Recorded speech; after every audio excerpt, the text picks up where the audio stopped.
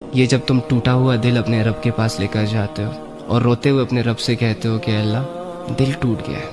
اور بدلے میں جو تمہیں اللہ احساس دلاتا ہے کہ اٹس اوکے، میں نے اس دل کو بنایا تھا نا،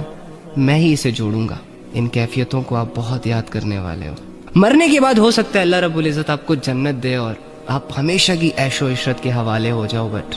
اللہ کو بن دیکھے اس کی عبادت کا جو احساس ہے نا، شاید وہ جنت میں نہیں ہے۔ بن دیکھے اپنے رب کے سامنے رونا، بن دیکھے اپنے رب سے اپنے دل کا حال سنانا، یہ احساس بہت یاد آئے گا آپ کو۔ تو میں اسی لیے کہتا ہوں کہ اللہ کی عبادتوں کو نا محبت سے کیا کریں، بوجھ سمجھ کے نہ کیا کریں۔ اس دنیا کی تمام ایکٹیویٹیز سے جو سب سے حسین ایکٹیویٹی ہے وہ اللہ کی عبادت ہے، وہ اللہ کا احساس ہے، وہ اللہ کے سامنے جھکنا ہے۔ خدا کی قسم، جس رب کو ہم چھٹلا رہے ہیں، جس رب کو ہم ٹائم نہیں دے رہے، جس دن وہ سمجھ آ گیا نا، جس دن اس کی معرفت ہمارے دلوں میں اتر گئی، اس دن کے بعد سے دنیا اور دنیا کی تمام رنگینیاں آپ کو بہت پھیکی پھیکی لگیں گی۔ لوگوں نے اپنا مال، اپنی اولادوں کو یوں ہی تو نہیں قربان کر دیا اللہ کے لیے، وہ سیریس ہوئے تھے اپنی زندگی کو لے کر، انہوں نے اپنے رب کے بارے میں سوچا، اپنی آخرت کے بارے میں سوچا، اور اتنا سوچا کہ ان کے دلوں میں اللہ کی محبت کے جذبے پیدا ہو گئے۔ اور یہ جو محبت ہوتی ہے نا،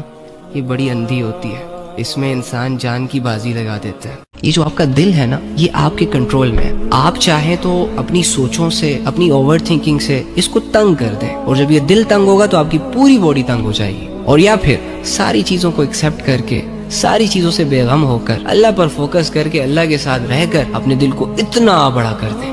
کہ بس جو ہو رہا ہے ہونے دو بھائی، میرے اختیار میں ہی کچھ نہیں ہے۔ میں جب بیمار ہوتا ہوں تو میرے پاس تو اتنی اتھارٹی نہیں ہے کہ اپنی بیماری کو دور کر دوں، تو اس طرح بہت ساری چیزوں کی اتھارٹی نہیں ہے آپ کے پاس، آپ نہیں چینج کر سکتے اس کو، وہ اپنے ٹائم پہ خود ہی ہو جائیں گی اگر انہیں ہونا ہوا۔ آپ ان چیزوں کو فوکس کریں جو ٹھیک ہے، جو آپ کر سکتے ہو، اپنے آپ کو کنفیوز مت کریں، سٹک مت کریں، جو ہے اس پہ راضی رہیں، جیسا چل رہا ہے چلنے دے، آگے بڑھیں، 5 وقت کی نمازیں پڑھیں، اللہ کے ساتھ دعاؤں کے ذریعے سے 5-10 منٹ کے لیے کنیکٹ ہو جایا کریں، جس میں آپ کو جو بھی چاہیے، جیسے چاہیے رکھا کریں اللہ کے سامنے، تو اپنی زندگی کو ایک ڈسپلن دے۔ لیکن یار یہ لٹکا ہوا چہرہ، یہ تیرا سیڈ رہنا، اور یہ زومبیز کی طرح ایموشنلی حالت میں یہاں وہاں جانا، یہ تیرے ساتھ سوٹ نہیں کرتا۔ تو بندہ مومن ہے، اللہ کے بندے، تیری خوشی کے لیے یہ کافی تھا کہ تو جس رب کی عبادت کر رہا ہے نا، وہ ریئل خدا ہے۔